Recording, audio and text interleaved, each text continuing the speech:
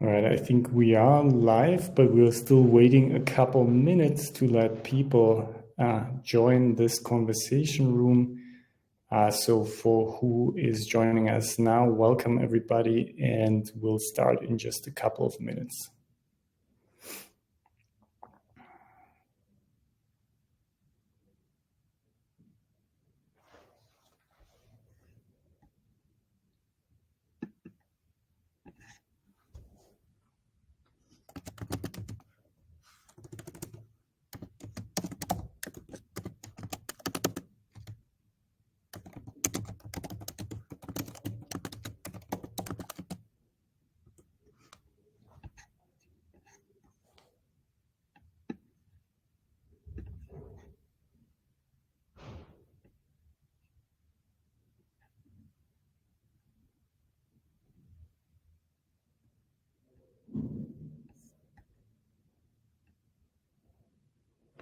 Again, for who is joining, we're still waiting another couple minutes before we get started.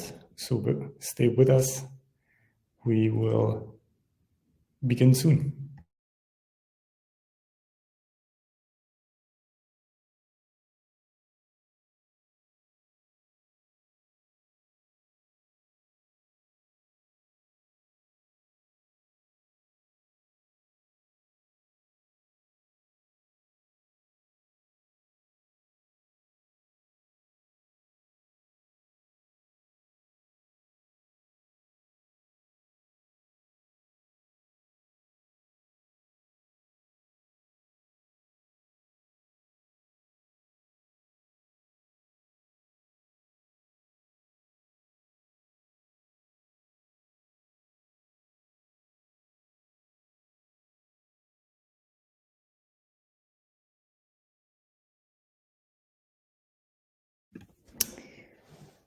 All right, everybody. I would say let's get started. Welcome, everyone, and thank you for joining us today. I'm Johannes Weber. I'm the Director of Sustainability Solutions at Plan A, and I'll be moderating this conversation on the key sustainability trends shaping 2025 and beyond. Before we get started, just a couple of words about the Sustainability Solutions team. Our main task within Plan A is to enable the development of new features for emissions management. That means we are a team of subject matter experts that works across essentially 3 work streams, from regulation and policy to help our clients understand what regulatory obligations matter to them, to carbon accounting, which is at the core of our product, and advanced decarbonization modeling, which helps essentially build what-if scenarios for specific industries that want to model by what means and over what time frame they can achieve their emission targets. That was just for context about my role at Plan A. Now getting into today's topic. At Plan A, we've released sustainability trend reports over several years now, and those reports gather insights from our clients, industry leaders, and the broader business ecosystem on what drives companies to become more sustainable, the challenges they face, and the approach they pursue to overcome those challenges. Over the years, we've seen a shift towards sustainability becoming more deeply embedded in corporate strategy, not just as a compliance requirement, but also as a driver of innovation, of resilience, and ultimately as part of the bigger picture in making business decisions.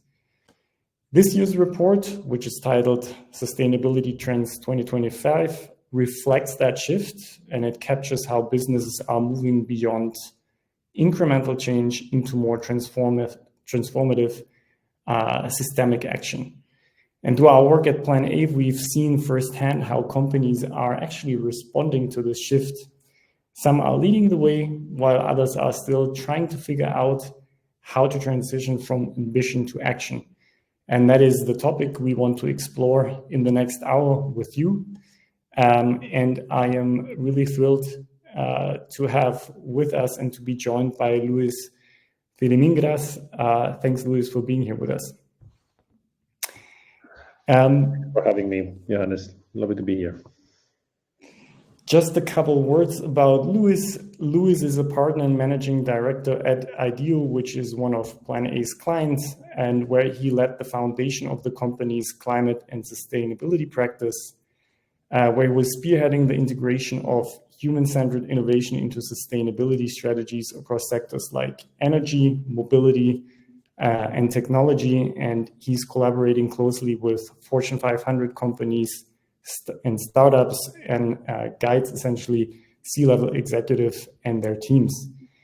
Luis is now combining his time as an Ideal Fellow with other projects and collaborations, for example, as a senior fellow at the Lisbon Council, which is a Brussels-based think tank focusing on how to decarbonize the European economy, and recently designed and launched Sundock, which is a solar-powered floating charger for electric boats. Again, thanks, Luis, for being with us today.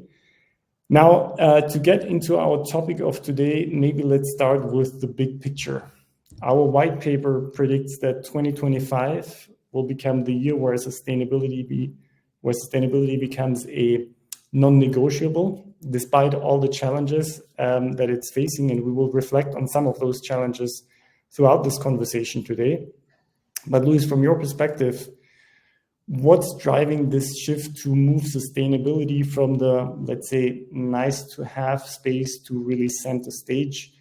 And what are some of the business practices you see in your interaction with clients that can help illustrate how businesses focus on sustainability and that explains this shift that we've seen in recent years? Yeah, thank you, and lovely to meet you all here. I think I'm not sure if I feel like it's non-negotiable. I think it's not. We can.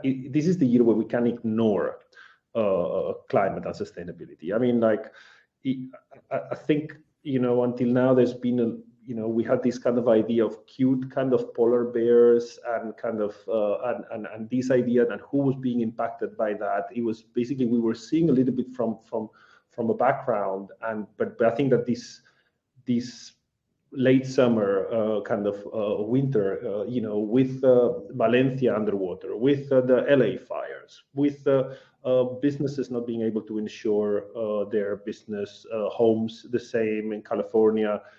All this debate, it's really impossible to ignore it, and we are living in this shrinking really window of time where our awareness that is becoming more and more obvious every day of climate change is still matched by our ability to kind of really do something about that, and we are seeing that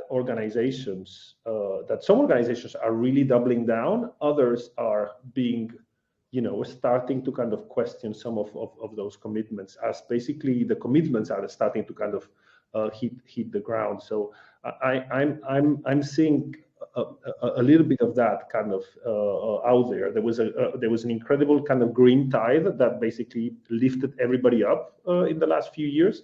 That green tide is a bit retreating, and I think this is the year where we're really going to be seeing the leaders, and is the year where we're going to be seeing those that are really able to start kind of combining sustainability with growth, sustainability with just progress, not just on reporting, but progress on business. So I think it's going to be a fascinating year.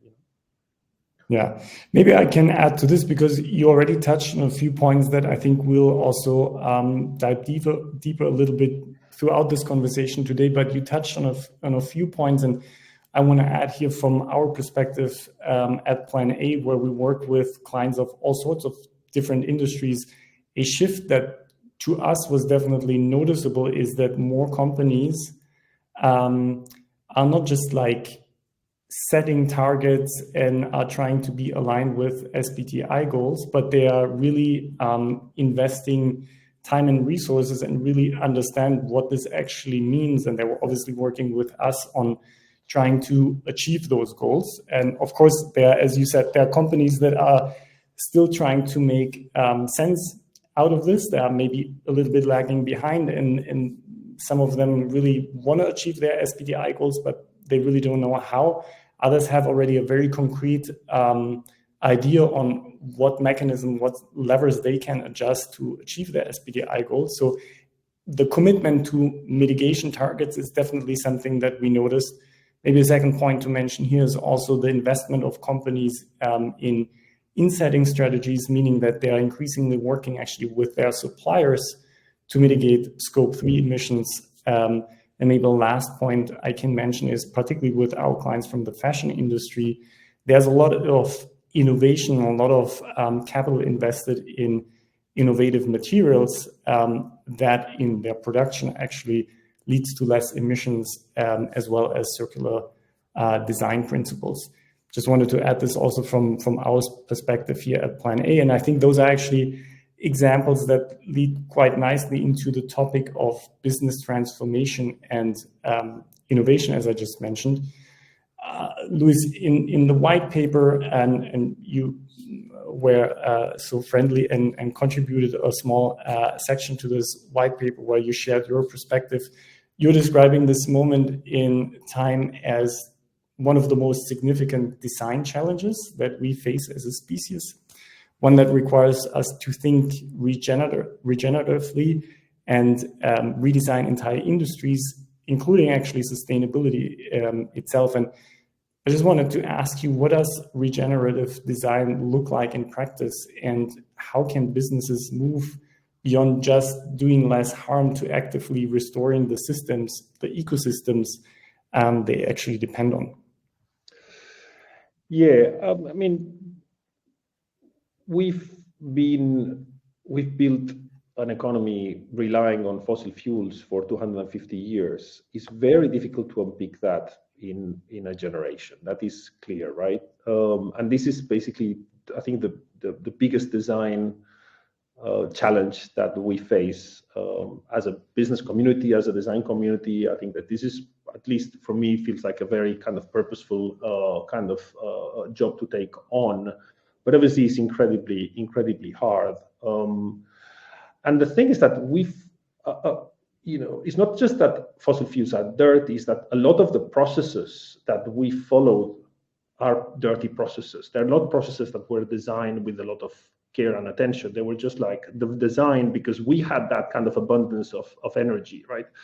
So we've designed an economy that has so many loose ends right now, and regenerative design is about starting to tie those loose ends and starting to kind of wire our economy in a way in which basically those loose ends become nutrients to other cycles. So we don't see, I mean, right now our economy sees the home, especially, as the place where supply chains end up finishing at, where basically everything is focused to kind of, okay, you're going to be consuming these things in your home, and then you're going to be discarding them, And I think that concept is a concept that is flawed, and that's a concept that we need to kind of rethink totally. We need to be thinking about the home, about the moment of consumption, the moment of usage, as a moment where there is a transformation of value,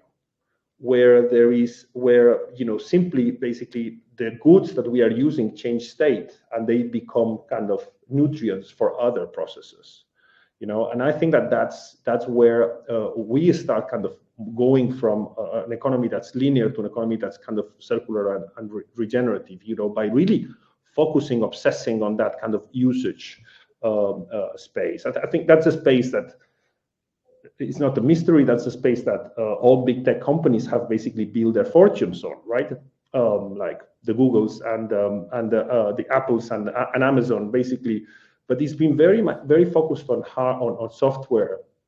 And I think we need to start kind of adopting that, for retail, for hardware, for the things that we wear, the things that we eat, and start kind of building that intelligence of how people are using the goods in order to kind of in order to extract a lot of their value. I think we in a project that we did with IKEA many years ago, there was this beautiful kind of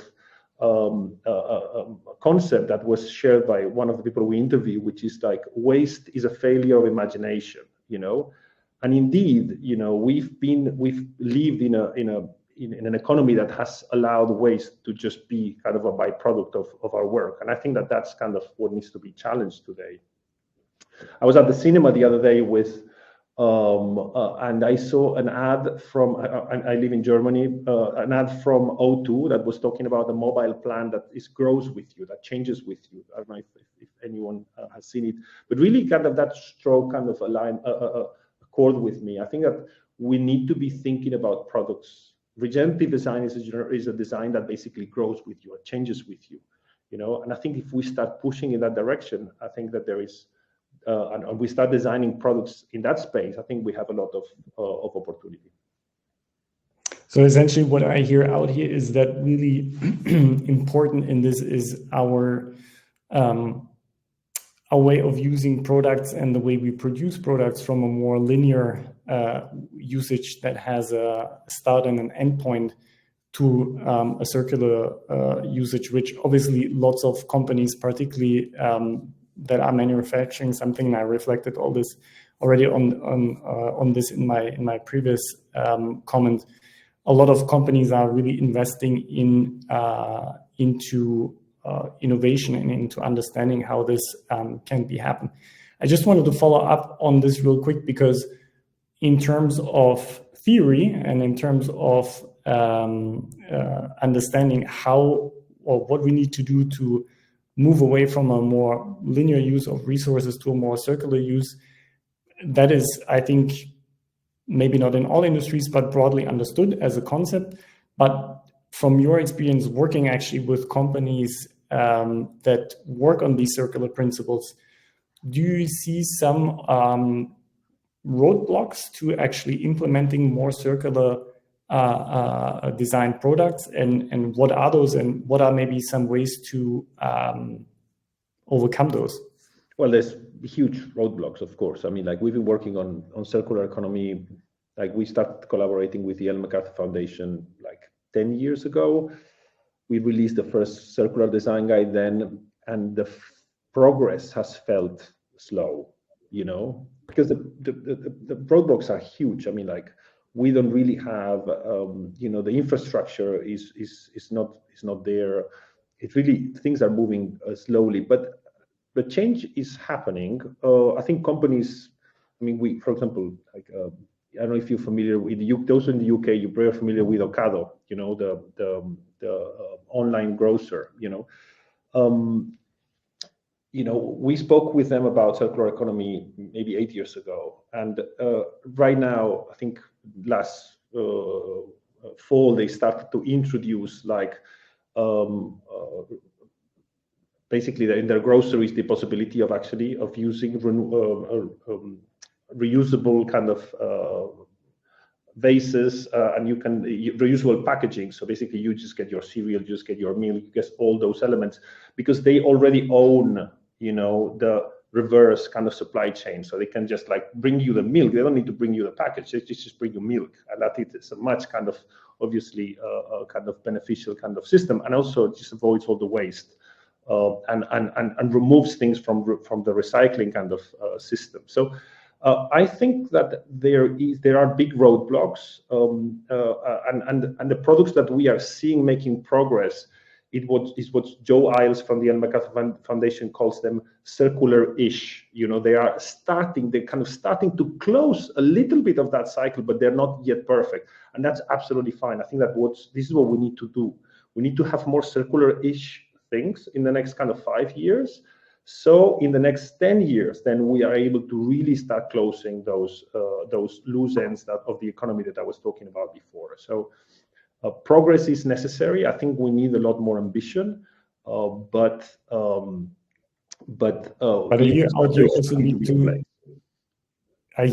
you need to start somewhere, right? Because I think sometimes what's in the way of innovation is that we try to design the perfect project or the perfect product that tries to essentially provide the solution for all the challenges that it tries to address. And if you try to come up with a perfect solution at the beginning, that might be actually in the way to getting started somewhere. Yeah, I mean, I really like I mean, many companies have piloted things, and some of them have actually just like walked away from those pilots. I really would like to see organizations that are, when they pilot something, they kind of keep going, they share their learnings, and they kind of take the next step. I think IKEA has been a good example of having pioneered things. They has or not always have worked out, but they kind of are approaching the problem in different places. Decathlon is actually very interesting as well. They kind of launching a rental equipment for a service. So there are really companies that need to be relentless in the way that they think about these learnings, because the more circular-ish we're all going to get, the more circular then everything is going to end up being. I want to actually build a little bit on this idea of businesses moving to actively restoring the systems that they rely on, which to me it seems requires businesses to deeply understand how their operations impact specific ecosystem services, be that clean water, be that clean air, pollination, and so on, which goes well beyond surface level awareness and needs to rely on the assessment of rather large and sometimes complex data that certainly go beyond just climate related indicators. And in this context, I want to bring in the topic of AI, because it has been labeled as a game changer because of its ability to process massive data sets from various sources, such as, for example, satellite imagery and sensors, which play an increasing role in the topic of biodiversity assessments, and to enable the identification of patterns and maybe anomalies that without AI would be either more difficult or not be possible to detect. But the point I want to make is less on AI as a savior of ecosystem services, but as the subject of one of the most complex trends we are seeing, which is AI's dual role, which on the one hand is a powerful tool to drive efficiency and accelerate data analysis at unprecedented levels, also to the benefit of sustainable development, obviously. But at the same time, there's also a growing environmental concern in the growing energy need to build and run AI models.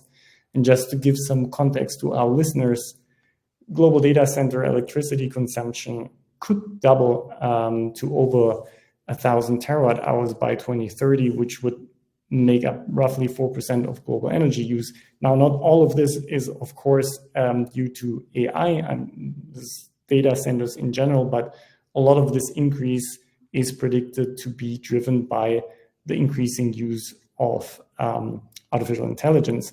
And at the same time, AI is helping businesses optimize resource use, predict climate risk, and streamline sustainability reporting.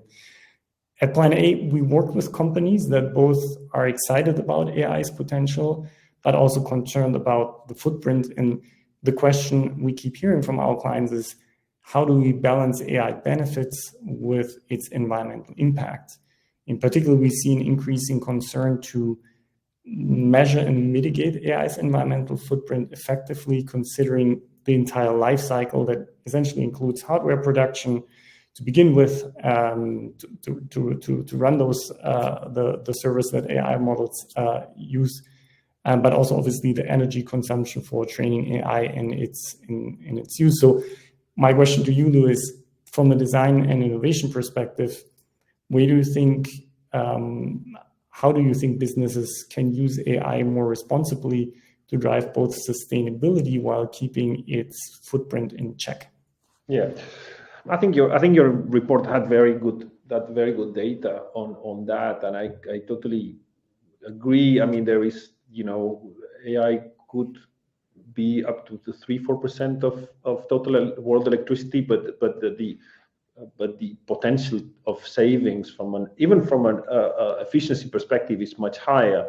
But the thing is, while the electricity that we consume is a fact, those savings are still a potential, right? So there is in theory looks like it's going to be a net gain, but what's in the meanwhile we're pumping more CO2 to the atmosphere, which is good. I think first of all, I think we need to stop kind of throwing the washing machine at every problem with AI. I think we need to kind of be a little bit more careful about how we use things. I think the DeepSeek moment was a moment of saying, like, have we lost our mind in terms of like how big, how much energy are we throwing at every problem? We can really achieve a lot with more economical and more efficient kind of systems. So I think that needs to be carefully understood, and I think that our companies, the listeners here, that we should be all pushing whoever your supplier of AI is, whether it's OpenAI or who it is, but to try and kind of really ask them, okay, how whether they are working on their own reduction of the efficiencies. And then I think that the job then needs to move into the mining of the efficiencies that needs to happen. I mean, that there's a huge, as I said, that our world was built on very dirty processes. So there is a lot of space, I think, still for improvement. We just need to make sure that we just don't elongate kind of linear processes to a place in which they become kind of leaner, and then it stops us from moving to kind of more kind of circular-ish, kind of different kind of ways of working.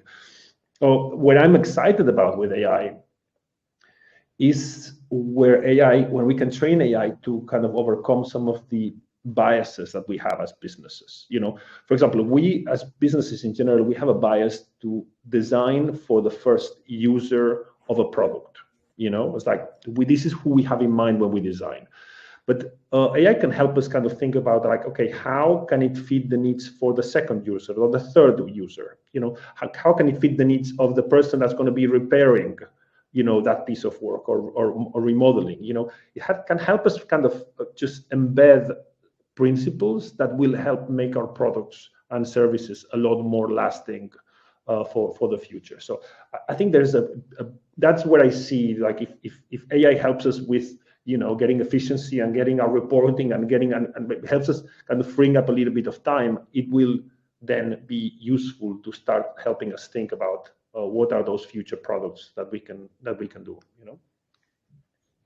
Yeah, bringing maybe also the topic to our day-to-day business. I think there are two areas where AI can really support also the broader landscape of emissions management. One is obviously data collection and processing, which is something that AI is already being successfully deployed, and we're actually using some tools ourselves that help accelerate the collection of, for example, supplier emissions. The other topic that I think is still a little bit a future topic is where we can use AI to really help us, and I think that speaks a little bit to the example you gave on thinking about, like, how can what we design be applied not just in the context of one user but multiple users, is the question on using AI to drive emissions analysis and scenario modeling. Scenario modeling meaning, like, how can I mitigate emissions by the application of either different industrial processes or different materials. And I think here the challenge really is the availability still of large amounts of data and quality data that can actually help to build algorithms that rely on high quality data and build those models necessary to drive these type of applications in the context of emissions management.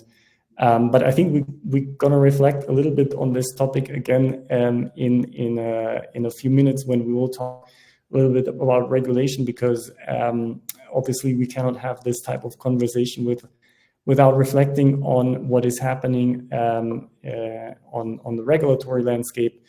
But before we go in that direction, before we move on to the next topic, I just wanted to say to the audience, we will have some time for questions at the end, so probably around 45, quarter to noon, we will open the floor for questions. And at the bottom right of your screen, there is a questions window or button, so you can submit your questions there, and we'll have some time, maybe not to reflect on all questions, but we'll have some time later to look into those questions and answer questions from the audience.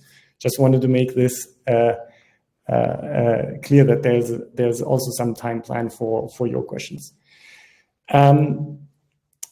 Getting back into our conversation, let's look maybe into another topic that is of great interest to sustainability practitioners these days, which is the one I just mentioned of sustainability reporting. Sustainability reporting has started to undergo quite a transformation with the CSRD coming into effect last year. Now, we have been experiencing also a lot of debate on the administrative burden and the costs involved for businesses to comply with the CSRD, which we expect to ultimately probably be somewhat diluted in the way the CSRD will be implemented at the end, which has been a prominent topic actually over the past couple of days, as it was discussed by the European Commission in the context of changes to not just the CSRD, but also the CSDDD and the EU taxonomy. And as a matter of fact, as we speak right now, a proposal on the so-called omnibus, which is related to actually combining CSRD, CSDDD, and the EU taxonomy. As we speak, a proposal is presented to EU commissioners, so we should have more clarity on those changes throughout the day today. But despite the changes that will be made to some of the reporting frameworks that I just mentioned, particularly with the Corporate Sustainability Reporting Directive, the CSRD, more businesses are subject to, and that is important, I think, more rigorous disclosure requirements than before, particularly because in the context of CSRD, the Commission also deployed the ESRS standards that actually help harmonize and standardize the way companies report and actually assess their ESG performance.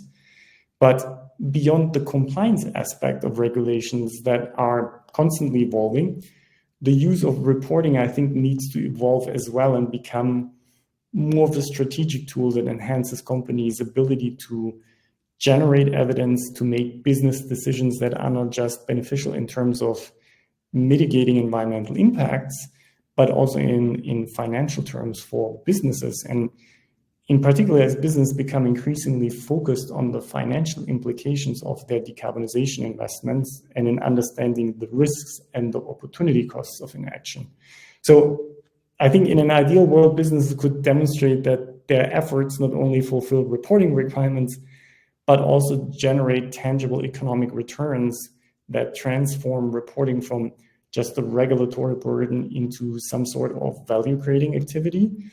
And so my question to you, Luis, is from your experience, how do we move beyond compliance and use reporting to really drive real business value?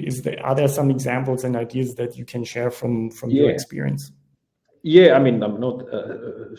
We've worked, for example, with the Global Reporting Initiative, the GRI, that you're probably familiar with quite a lot, and I totally embrace the importance of reporting, not just as a compliance exercise, but as a transparency exercise that is necessary for organizations, that are playing a part in society. So I think reporting is very, very important, and adding value, adding business value is not the main point of reporting. However, I think what reporting has made, and CSRD, I think, has been an accelerator, is that sustainability has gone from being a data poor part of the business to being a data rich part of the business. And I mean, your report talks about has data that I haven't seen before, but like that the cost of compliance used to be 100K a year, and now it's 2 million a year. I mean, I can't believe that. I mean, like what you can do with 2 million, amazing innovation projects I can think of. But if that's the case, there's going to be so much more focus on sustainability to be basically able to add insight, add intelligence, really bring value to the table. I mean, you can think about the transformation that IT went through from being like server management and kind of a cost center to the business, to being a core driver of strategy and growth. I think the same is happening with sustainability. We used to have like cheap, up to a certain point, kind of low quality, updated once a year data. And now very often we are starting to work with systems that basically give us live data about our operations, about our suppliers, about our consumers, and they, almost like sustainability is sitting at the center of an ecosystem that of a map that allows you to understand the ecosystem of the business. And I think that is going to be the area. We are seeing it already. I cannot really speak about a lot of some of the clients we're working with, but we've been working, for example, we've done some work with Acer, the Taiwanese kind of computer and electronics company, and they started to kind of bring together sustainability data and innovation teams to come up with new ideas, with new solutions about like creating a portfolio of growth that is based on basically the needs that they need, their objective of the data, their sustainability objectives and the growth objectives that their CEO has, which is very ambitious.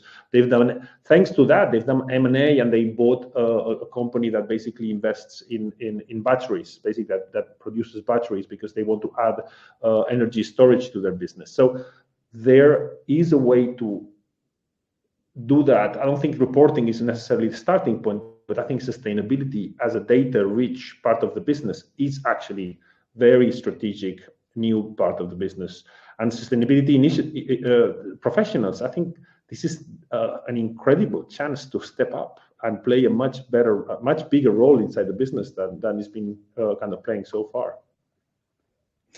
Yeah, and I think what I would add to this is on the reporting topic, particularly in the context of CSRD, I would link this to the question we discussed earlier on the use of AI, because considering that there is a wealth of data that will become publicly available, that might actually contribute to making better use of AI in the context of sustainability, and particularly now in our business in the context of emissions management, simply because it allows to have access to more standardized data from much more stakeholders.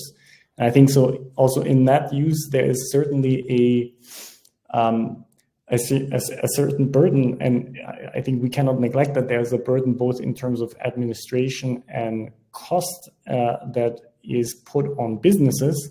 But my hope and my assumption is once companies become more familiar with this topic of environmental reporting, just like they have become more familiar with the topic of financial reporting, that this exercise will become more easy, and the availability of the data that is actually generated through reporting will make it also easier to better leverage AI to the benefit of not just data collection, data analysis, but also to build, for example, predictive models in the context of emissions mitigation.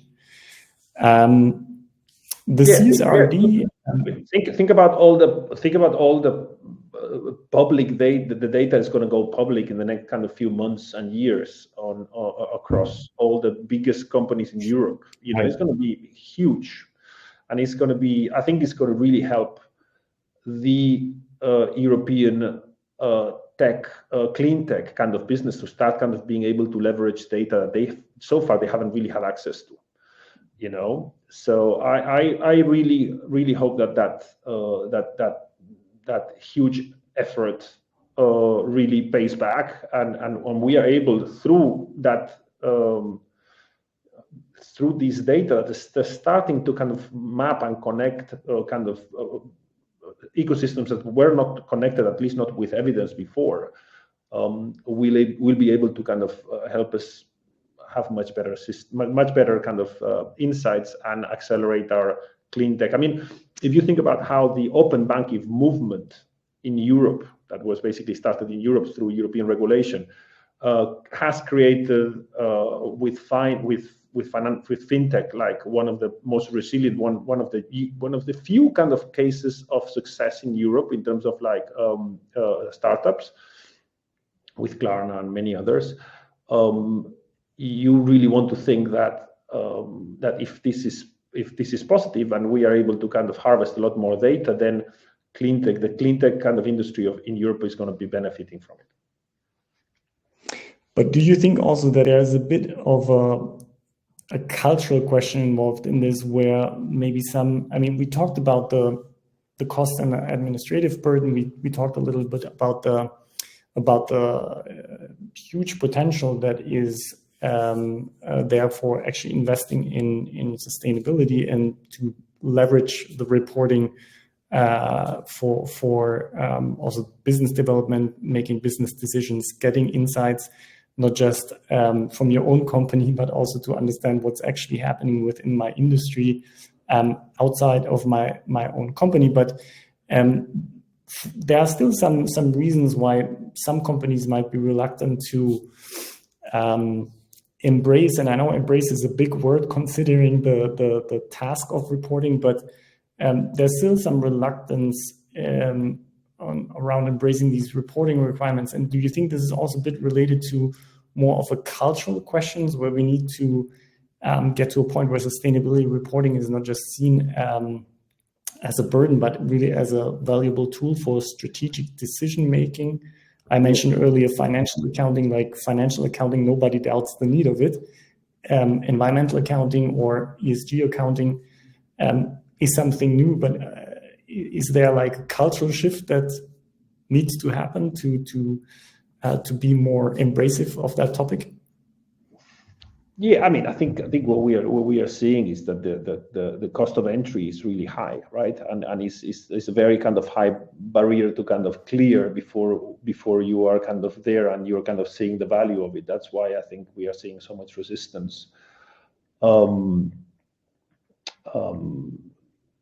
I feel like, we're going to start seeing data coming in from the bigger organizations very soon, and obviously we're going to hear back today about like how's the commission kind of where are we settling in terms of like what's the balance between the quantity of reporting and which companies are going to be kind of going through it. But I really hope we are able to kind of strike a line where there is a positive reading of that kind of effort has been worthwhile, right? And the companies are starting to kind of be able to see the benefits of it. I have many CSO friends, so I really want to speak to them in a couple of months to see what are they feeling after this very stressful year of working overnight, Yeah, I imagine the first year is where probably the costs are the highest, also the cost in terms of time invested to get it right. Also but because many of the companies are industrial companies that and not all of them have all this data. So it feels like almost like digital transformation got to some of these functions late, so just digitizing a lot of the data that was available has actually been an effort that hadn't been done before. It's almost like they've had to do homework that was very overdue before being able to kind of start kind of automating this. Because if you want to do AI helping you and all that, you need to get your digital house in order. Otherwise, there's not going to be any. I think AI is going to be throwing more washing machines to the problem. It's really not going to be a very efficient effort and very expensive, and you're going to have to use lots of consultants to help you with it. So it's going to be a good excuse for organizations to get their house in order. Luis, in the interest of time, I want to shift gears a little bit, and it would be impossible to have a webinar on the future of sustainability without looking at current international affairs. So I want to get to a question that probably a lot of people in the audience were curious about, which regards the consequences of the Trump administration's recent withdrawal of the US from the Paris Agreement. The second Trump term starts with political uncertainty around climate commitments that, considering the size of the US economy, could be far-reaching in terms of environmental impact. But now for those companies that are committed to their sustainability strategies, what can they do to remain resilient no matter the political landscape to ensure that their investments in, for example, decarbonization don't lead to a competitive disadvantage? Or do you think that based on what you see when working with companies, that legislation is still the main driver for companies to shift to green technologies, which would subsequently mean a lack of political commitment would lead to less committed, a less committed business community? What's your impression around this topic? And I mean, I picked out the Trump administration simply because withdrawal from Paris Agreement is a big topic, but we discussed earlier, like there are potential changes that will dilute also environmental policy here in Europe. So maybe you can share a few thoughts on that topic. Yeah, I mean, we'll hear today from the work of, I mean, we have two amazing leaders in Europe, who are very committed to climate and sustainability as much as they are committed to competitiveness and growth. And as long as you can always criticize politicians, I think that Ursula von der Leyen and Teresa Rivero are pretty amazing. They both have their head in the right place, and they have those both kind of objectives really on top of things. So really hope that even whatever comes today from CSRD, the heart and the head are in the right place, and what's going to come out of this is going to make our European companies stronger on the longer term, and where if maybe others are retreating, we're able to kind of show our leadership on the space. And I think our leadership needs to be, I mean, maybe just building here's like, I think at the end of the day, reporting needs to be just a consequence of your business. It doesn't need to be the driver of the business. It's not going to be the driver of the business. Whoever he thinks is the driver of business is just in the wrong department. What we need to just to start making sure is that we align the products and the innovation that we do with the objectives of sustainability that we have. If you lay out your portfolio of products, and you have on one end the ones that are helping you grow the business, on the other end the ones that are basically the green ones, the green products that you have, and they're not the same, it really means that you're not going to be able to achieve those objectives in the future. You're not going to be competitive. I think that what we need to make sure is that we start aligning the product portfolio and our business with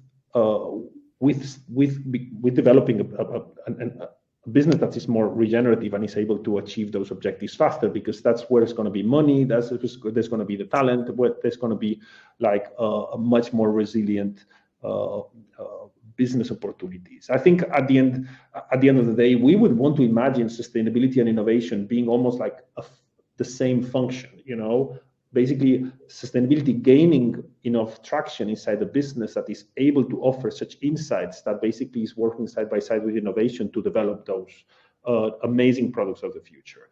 That's the hope I see, and then the political kind of climate is not really important anymore. It's a decision of the market, that's going to be judging you, because you want green products to win because they're better, not because they're green, right?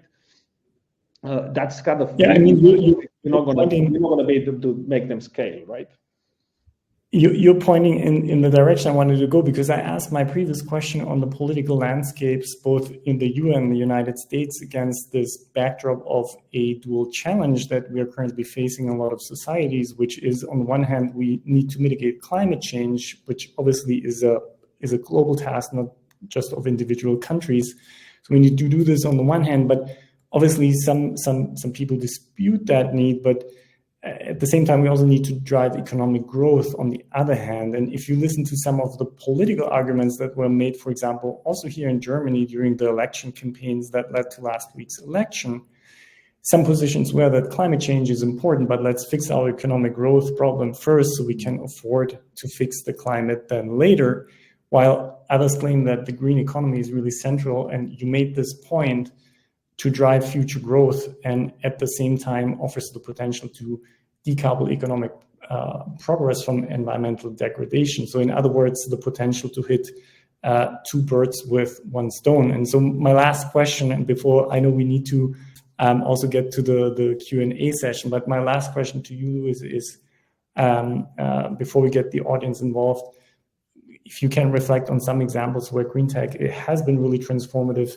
both in economic and environmental terms, and simply completely independent of the political landscape it operated in. Yeah, I mean, you see how solar has been. I mean, solar has been growing in the U.S., in the red states, for example, in Texas, faster than anywhere else, and just because it's just today, it is cheaper to get electricity to solar than any other thing. And if you're able to put that on your roof or of your business or your home, and you're able to just not having to depend on the grid, or not having to depend on the price of the fluctuating price of energy, isn't that amazing? Personally, I have solar panels myself, and it's a little bit like with growing your own tomatoes. It tastes better. The electricity is, it gives you another level of satisfaction. I think we need. I think that the green technology that we need to achieve our objectives in the next 10 years is there already. Like we're talking about heat pumps, we're about photovoltaic, we're talking about electric vehicles, we're talking about just shifting our diets. Those solutions are there. I think that we need to be working not so much on pushing regulation or pushing more investment. We need to be working on the demand side. We need to make those products much more attractive to the people, if we want to be successful. Solar panels, heat pumps, they still look like things that come out of an engineer's kind of office, rather than a beautifully designed product, and something that is intuitive and easy to use. They're still so expensive. They're still kind of really achievable only by certain kind of people. So that's where we need to be working on. I think we need to be working on accessibility, on use, on user experience. That's, I think, the challenge of the next 5 years if we want to see the scale happening there. The business case is done. Great. I think that is the problem. Great. Thanks, Luis, for being with us through this conversation. Really appreciated the conversation, and I now want to use the last few minutes to get into some of the questions from the audience. And there's one question from Maria that asks whether or not there are some studies on the cost of sustainability in action versus the cost of reporting the burden on companies. There are actually a lot of studies that try to answer this question from different angles. Currently, actually, the sustainability solutions team here at Plan A is working on this topic, and we will publish a white paper relatively soon, and that will also include actually a literature review. The reason why we're working on this topic, and literature review with like an overview of the scientific debate on this topic, and the reason why we are actually working on this topic is that we want to help our clients better understand the implications of not investing in, broadly speaking, sustainability, and now obviously in the context of Plan A, of the cost of inaction when it comes to decarbonization. So stay tuned. We will post that white paper on our webpage, and it will be coming soon with additional information on this topic. There is a question from Sebastian Gonzalez. Keen to know thoughts around impact on travel, business travel, and attendance at important events. There has been a burgeoning no-fly movement, but that doesn't seem to have taken off. Is the travel transport industry doing enough to make travel more sustainable? That is a good question. Luis, I will hand this question to you from your experience. What is happening in the travel industry? Yeah, I mean, I think that sustainable aviation fuel and decarbonization of flying is moving incredibly slowly. So that's quite disappointing, to be honest. And I think that needs a lot of work. I think there's been some interesting work on the travel by train, on the idea of just showing how people by traveling by train they're doing making a difference. In some countries, I think in Germany, the Deutsche Bahn has been such a pain that no one is saying that they're proud to be driving by train, but is still making a big difference. I think that the train in Europe at least is a great kind of way around that problem. But you're right, Sebastian. It's like there's not been a lot of momentum in that kind of no-fly movement. It's really hard to imagine that. I mean, having lived through the years of COVID and not being able to connect with the peers in the sustainability movement, I think seeing that happening again has been actually great. And we just need to find sustainable ways of doing it, because I don't think that we're going to be able to kind of just overcome the challenges we have if we don't meet and we don't spend time together. Yeah, I think it's also very contextual, this type of question, right? Because, for example, the train as an alternative to not flying, that can be applied in certain use cases, and in others it's more difficult. Obviously, this is related to intercontinental or continental or domestic travel. I mean, we've worked actually with a client, and that's an interesting use case that had substantial amount of emissions, Scope 3 emissions related to business travel, because a lot of the business travel between their offices in Paris and Lyon was actually done by a plane, which, well, if you know the distance and the speed it actually takes from Paris to Lyon, which is roughly 2 hours by train center to center, that is something you couldn't achieve with a plane. So there was like the obvious question, well, why do you fly with a plane to begin with? And so in this maybe a simple example where you can say like, well, this no-fly movement is easier to implement if you have actually a viable alternative. But of course, to your point, Sebastian, like that might be easier applicable, for example, in a country where you do a lot of domestic travel and you can shift from one mode of transportation to the other, and where you actually have a train system. Luis, you just mentioned the German train system that doesn't seem to be as effective as, for example, that in France, at least for the time being. So there's a lot of factors that I think shape the alternatives that people have to do their business travel. But when it comes then really to more sustainable flying in terms of alternative fuels, there is definitely still a lot of work that needs to be done to actually get alternative jet fuels at scale and drastically mitigate the emissions associated to business travel. The last question comes from Jenny, and last question also because in the interest of time, what are some examples to save CO2 in Scope 3 other than choose a supplier with low CO2?